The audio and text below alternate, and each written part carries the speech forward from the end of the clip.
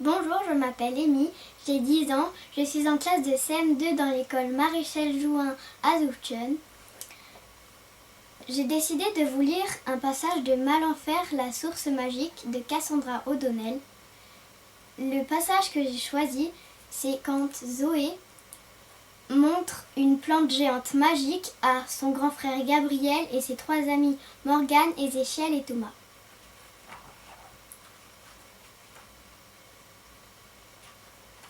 C'est incroyable, fit Gabriel en fixant la plante géante. Vous avez vu la taille de sa tige? Zoé se mit à rire.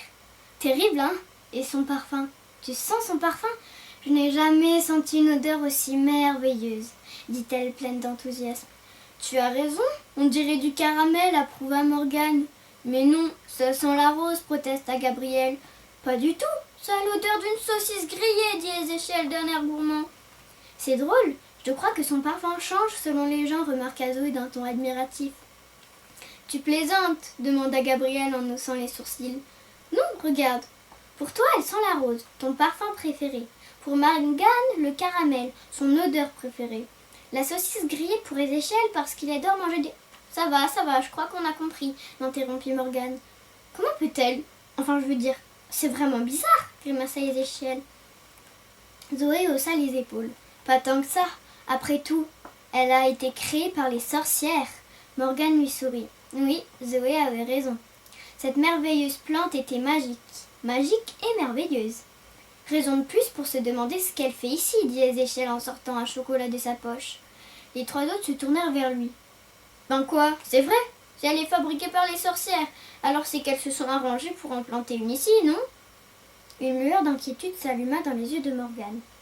Des sorcières? Ici? À Wallengar? Tu vois notre explication? Demanda Ézéchiel en fourrant le chocolat dans sa bouche.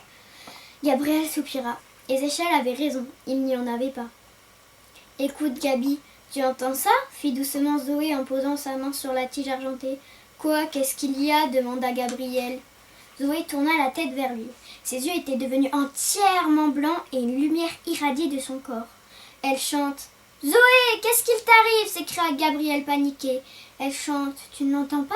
Répéta Zoé d'une voix étrange. C'est la tige, il faut qu'elle retire sa main de la tige, cria Morgane en se précipitant vers Zoé. Elle est ensorcelée. Morgane attrapa le bras de Zoé, mais malgré tous ses efforts, elle ne parvint pas à retirer la main de la fillette comme collée à la tige de la plante. Gabriel, les échelles, faites quelque chose! Les 2 garçons se précipitèrent à leur tour vers Zoé, mais sans plus de succès. Puis soudain, elle se mit à parler de cette même voix bizarre, une voix qui n'était pas la sienne. Voici le présent des sorcières pour le fils d'Éowyn. 3 gouttes de sang libéreront. 3 gouttes de sang et la flamme d'un dragon pour forger l'épée de l'héritier. Ce soir, dès ce soir, n'oublie pas, souffla-t-elle avant de tomber à genoux puis de s'effondrer dans l'herbe inanimée. Qu'est-ce que... Zoé! Hurla Gabriel.